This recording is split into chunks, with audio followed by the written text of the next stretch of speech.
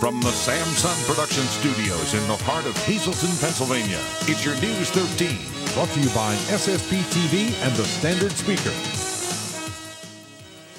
An attempted abduction in the borough of West Hazleton Tuesday evening has police searching for the dangerous stranger. We'll speak with the 10-year-old victim right now on News 13. Plus, a fast-moving storm knocks power out to thousands, including News 13 SSP TV.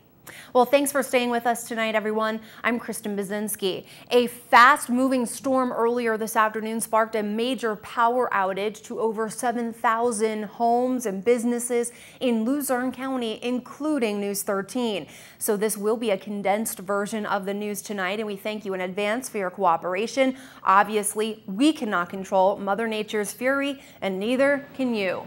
News 13 on scene of this accident at 424 and Route 309 in Hazel Township. Now, this happened during the power outage, and the stop lights, the traffic signals, were not working at the time, which is believed to have caused this accident at 424 and 309. We know 2 vehicles were involved and 2 people were taken to the hospital. Now, they were not able to go to Hazleton General. They were diverted to another hospital because Hazleton General as well had no power. So again, 2 people injured in this accident, and it is believed that those stoplights that were out because of the power outage are to blame.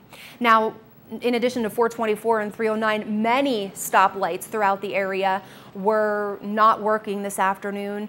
We know that pretty much all along Diamond Avenue, the lights were out. And also, we know that some of the lights at Broad and Wyoming, where we found the police chief directing traffic along there. And I know we do have some video of all this, and like I said, we're really trying to get this to you folks, but we were speeding it up as fast as we can just to bring you any kind of news this afternoon. But I know that some of the power has been restored to the Hazel Township and Hazleton areas, but again, over 7,000 people total were out of power, some restored, and it was because of a nasty storm that blew through this afternoon. Now, we also want to tell you that right after that storm and after that accident at 424, a terrible incident in the borough of McAdoo happened. It happened at Blaine and Kennedy Drive. We are just back from the scene of that, and Jasmine Brooks is getting that video ready and getting me the information, so we'll bring that to you as well in just a bit. But should we prepare for any more wicked weather from Mother Nature? Let's start first in Schuylkill County, where residents will see temps dropping and the possibility of some additional thunder and lightning. We'll see 67 for our low under mostly cloudy skies. Your 4-day outlook for Schuylkill County, here you go. Friday, it's looking like it's going to be a yucky day in Schuylkill County with 79 our high, 65 for our low. Saturday, chance of a thunderstorm, but the sun will return, 78 for our high, and Sunday and Monday looking very nice and comfortable with 77 and 80. And now to Greater Hazleton, where again we will be seeing some much cooler temps over the next few days. Tonight's creative condition from Riley Sartori, a student at the Valley Elementary School. It's a picture depicting cloud, rain, and fog. And tonight's forecast for Greater Hazleton, we see the temp dipping down to 64 degrees, a chance of some more thunderstorms blowing through the area, so prepare for that here in Greater Hazleton. And your 4-day outlook goes like this: 76 for our high on Friday, with nasty weather coming our way once again. Expect some thunder and lightning. Saturday, much the same, 78. Sunday and Monday, the sun returns and some comfortable temps as well, 74 and 78 degrees. Just Windows and much, much more, 636-1133 on First Street in Freeland. JustWindowsandMore.com is the website. Make sure you check them out online. Also, Valley High Drive-In, Route 93 in West Hazleton. Make sure you stop by for a tasty treat and cool yourself off with a milkshake or an ice cream cone at Valley High Drive-In in West Hazleton. And speaking of West Hazleton, police there are stepping up and taking extra patrols in the borough after a man tried to lure a young boy inside his car Tuesday evening. The 10-year-old boy was walking from his aunt's home along Green Street to nearby Puff and Stuff on 4th Street a few minutes before 6 Tuesday. Now, the walk just about 1 block away. On his way out of the store, a stranger approached him and tried to lure him inside his car by offering him a sticker. What I said in my head was, who is this guy? Why is he talking to me? I'm like, Okay, my auntie told me not to talk to strangers, so I just ran. What was going through your mind when he came home and told you this stuff? Panic, scared, crying, shaking. I picked up the phone. I didn't know what, I got all flustered. I was like, wait, what am I doing? And then I had to stop and say, okay, you're calling 911. And that's what I did. This is a major concern for us in my department as far as somebody driving around trying to lure children into cars. We're taking it very seriously, and we're going to step up our patrols and do what we need to do with this. Now, the boy also tells News 13 when he started to run, the man ordered him to get inside of his car. Everything happened so quickly, still the boy was able to get a very good description of the man and his car. He tells us it was a white male described as tall with a muscular build in his 20s or 30s. He has short black hair and a goatee, also a tattoo on one of his arms. He was wearing a black shirt and white color jeans and coyote tan boots. He was driving a green car with a V on the front, suggesting he drives either a Volvo or maybe a Volkswagen. If you have any information, you are asked to call West Hazelton Police at 455-3733 or simply dial 911. In other news tonight, JV basketball could make a return to the Hazelton area school district. You may remember the sport for both boys and girls was nixed because there simply was not enough money in the budget. Now, the athletic department had to cut $65,000 from their budget total. During Hazelton Area High School committee meetings Wednesday night, one coach came up with some ways to save the district money and still bring back b-ball. Is make the athletic or the team or school managers, what we have that pays in the middle schools, the rep officials, they're always at the game, make them run the clock, and the other managers to keep scorebooks and make the ticket collectors a non-paying job, and scorekeepers a non-paying job at the junior high level. That would be a total savings of $11,000. You know, if we want to get the kids involved, you know, with the fact that, you know, the problem came when Mr. Roletta was told he had to cut $65,000 in athletics. If you have to make a cut, you're either cutting programs or you're cutting people. And our situation ended up being both. You know, I'd be the last person to want to see a program go. I coached for 25 years in the Hazelton Area School District. I hate to see that happen. I think we have to look at some ways to get kids involved that won't increase. I don't know if that's a viable solution or not.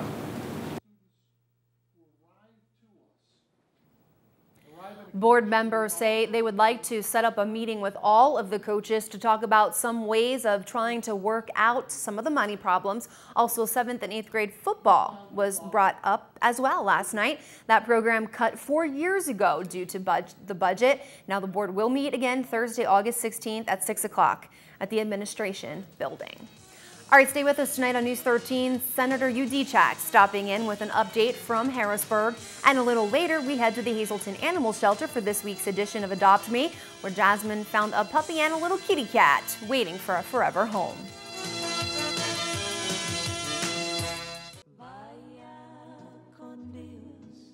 A letter to our mom in heaven. Dear Mom, it has been 1 year since God has taken you home. As each day passes, we miss you more. We long to see your smiling face, hear your lovely voice, and enjoy your sense of humor. Your grandchildren and great-grandchildren have experienced wonderful things, and sadly, you were not present to see them. Our deep faith in God reassures us that you have a glorious seat in heaven so that you can see us every day and be present in your spirit. Mom, we will always remember you and love you forever. Love, Sam, Rosalie, and family.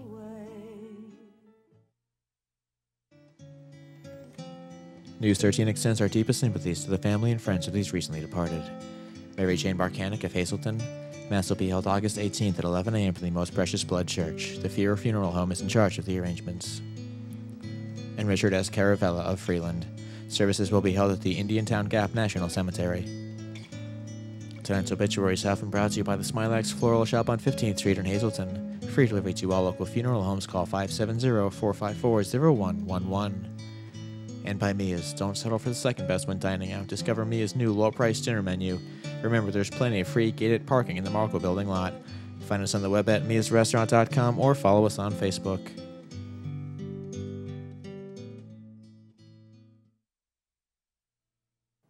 All right, welcome back to News 13. We are delighted to have State Senator John Udechak joining us tonight to talk about some issues that matter to you and also some upcoming events. And we all know how interested he is in combating the gang problem in the area. So we're going to talk a little bit about what's next on that. But Senator, welcome. Thank you. Let's first start off with some court decisions that could impact the upcoming election in the fall, and that being voter ID and the legislative redistricting.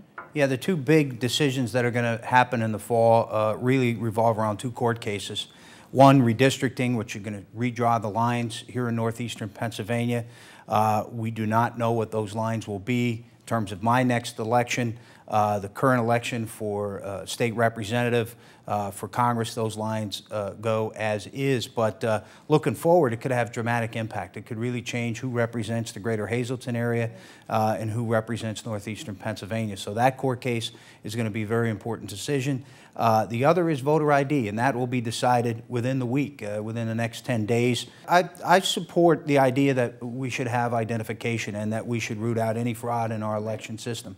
But what I was disappointed with is the nature of the approach on this voter ID bill. We had an amendment in the Senate that said, yes, we should proceed and people should have a voter ID. However, as most other states, if not all other states that have implemented some form of identification for voting, they've had a 2-year lead time. We're asking Pennsylvania to do it in 6 months, and I think it has a lot more to do with trying to influence the presidential election than it does with trying to preserve the integrity of our election. So I'm very disappointed with the direction that the voter ID bill is going at this juncture. I hope the court comes back with at least a decision that it should be delayed till Pennsylvania could properly roll it out to everybody that wants to vote has the ability to do so.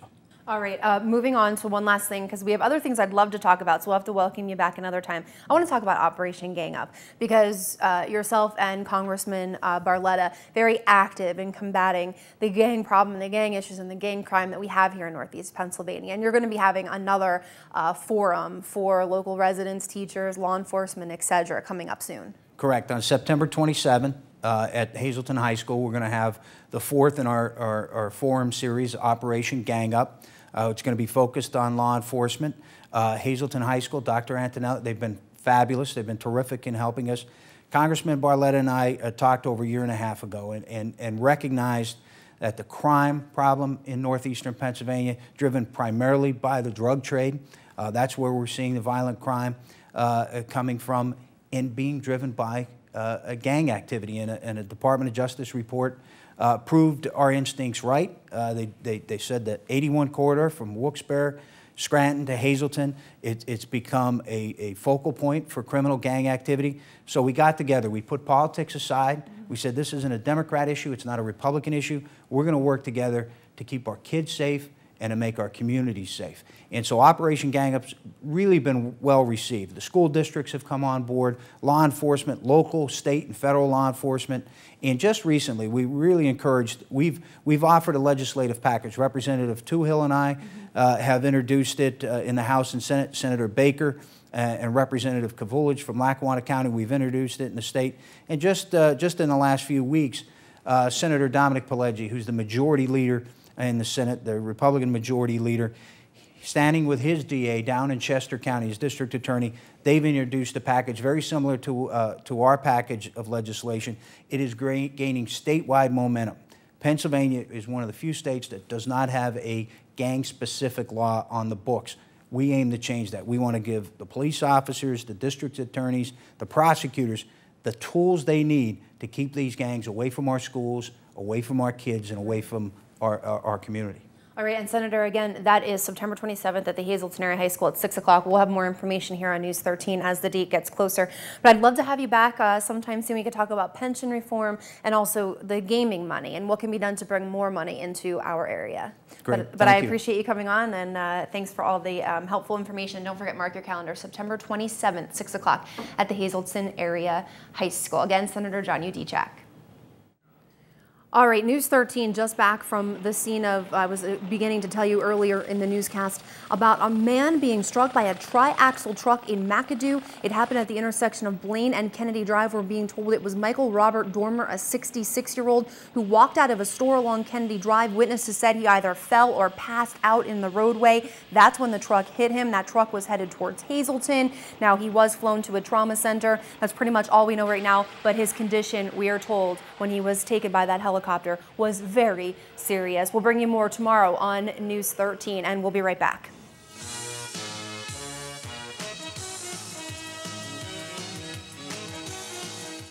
SSP TV Sports on News 13 with Fred Barletta Jr. Hello everyone and welcome to News 13 Sports. I'm Gary Perna. Fred Barletta is off tonight. Well, yesterday Freddie talked about Nate Aegis and how well he is doing playing in the NFL for the Kansas City Chiefs. Now, they're in, of course, training for the big season. And one of the big questions we all have is the once running back has now turned fullback, and Nate explains how that transition is going. I mean, first of all, I'll do whatever it takes for me to earn a spot on this team, whether it's fullback, special teams, running back, and I mean, fullback just kind of comes natural to me. I haven't ran a lot of fullback in college, but I'm a wrestler, and just the wrestling and that toughness kind of comes natural to me, and gives you that fullback mentality. So, out here, the fullback position kind of comes natural to me. Now, Nate had also a great pass to Brady Quinn, and he explains that great pass to us. First off, the play you said, I was gonna block the Mike linebacker, and I juked him out, and Brady Quinn threw a great ball up the middle. And I just jumped up and caught it, and I mean, it's, like I said, I'm just trying to do anything I can to make the team, and I just went up and caught the ball, and yeah, I mean, it's like you said, Twitter, yeah, people are blowing me up and everything, but I mean, I try not to pay attention to that kind of stuff. I like to just, keep it on the down low, and I'm out here competing, and we're in training camp, so I'm not trying to get distracted, and I'm staying on course here. So we asked, what have you learned so far in this training camp?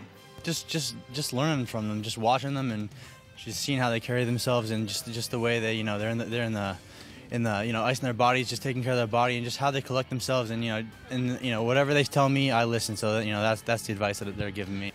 All right, and best of luck to Nate out at camp. I'm sure we'll be hearing more from him in the coming months. Moving on to the scoreboard tonight, where Columbus wins over Durham 3-0. Our own Russ Kanzler, well, he did not get to play last night. Moving on to Akron, who won over Portland 5-1, and again, Kyle Landis did not play as well. Now to the Yankees, who again pulled out a win over Rochester 7-3. And the Iron Pigs took on the team from Buffalo, and that went extra innings, and that was a tight game there with an outcome of 5-4 victory for the Iron Pigs. Moving on tonight to the games that will be taking place today. Columbus is at Durham again, Portland at Arkin, the Scranton Wilkes-Barre Yankees are at Rochester, and Buffalo at the Lehigh Valley. They'll all start tonight at 7:05. In the big league, the Yankees at Detroit, Toronto at Tampa Bay, the Marlins will be at the Mets, and the Diamondbacks, they are at Pittsburgh tonight. And tonight we're brought to you by our friends at Stripes and Strikes. Make the right call and get down to Stripes and Strikes, because baseball season is here. Now we're talking baseball pants, jerseys, hats, gloves, bats, batting gloves, bags, catcher's equipment. You got league discounts available. All the top name brands, Wilson, Rawlings, DeMarini, and Diamond. Check it out at Stripes and Strikes, your headquarters for softball and baseball. Look for the big green awning down across from Gianetti's Best Western on Route 309 in Hazleton.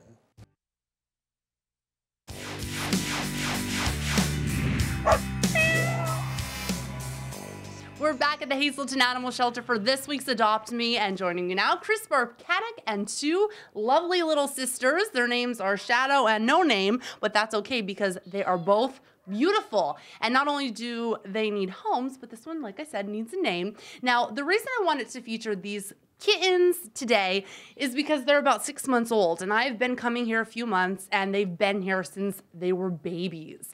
And they're just absolutely so friendly. They're great together, and if you can see right here, I'm getting clawed at, excuse me, mister. So, Chris, tell me a little bit about these sisters. Well, these two, as you said, are both very good with each other, good with other cats. They love people. They're very friendly. They're already spayed and tested, of course, are negative for feline leukemia. Okay. And it is sad that these two cats have had to grow up essentially in a cage. They shouldn't have to do that. So we're still desperately trying to find a home for these two girls. And so they do get along together, like you said. I'm dropping the one, so I'm just going to go ahead. But they're so beautiful, and yeah, they've grown up in a cage, and they're ready to go home. They're always purring. You can, cradle them, hold them like little children, and they're sisters, and they look so different. So it's cool because they get along so well, but they're so different looking that it's just great. Absolutely. Yep, they're unique enough and individual enough you can tell them apart, but they are still part of a family, so they do love each other. Now, I told Chris, I said, you are the cat whisperer, because when I was holding this cat, he wasn't doing that, or she, I'm sorry, was not doing that for me, but now, look at her, very relaxed. Yep. So this week's cats are sisters. They're beautiful. They're about 6 months old, and they need a home. You are not seeing double, or are you? These little min pins, possibly a little bit of Chihuahua mixed in, are brother and sister. I am holding the female. Chris is holding the male. They are best friends, and they are kind of like twins almost. So Chris, tell me their story about how old are they and their personalities. Well, these little siblings are pretty young. They're probably not more than 2 or 3. Unfortunately, they were both thrown over our fence. They were abandoned in our front yard. It took a little bit of time to warm up to them and get them sociable, but we finally did, and they are both altered, spayed or neutered. They were snapped forward, and so are negative for heartworm and Lyme, and they're also fully vaccinated for all their shots. This really breaks my heart to know that somebody would throw them over the fence. They are so calm. They're not yippers. They are calm. Look at them. They're so sweet. They would cause absolutely no trouble. And of course, you said to me that you would like to get them, adopted together, but it's not something you would insist upon. Right. It would be nice to see them because they do certainly have a bond. This one in particular, she always runs over to comfort the male, her brother, but we will not insist upon them. It's difficult enough to place one dog. Just to let everyone in the public know, though, they are dog friendly if you have another dog you'd like to bring them home with. They're adorable. So take another look at these little min pins. And you know what? They're not real skinny. They have some weight to them. They're adorable, though. So do you have anything to say? Anybody? Take me and me too. Together, we're best friends. All right, for this week's Adopt Me, I'm Jasmine Brooks from the Hazelton Animal Shelter.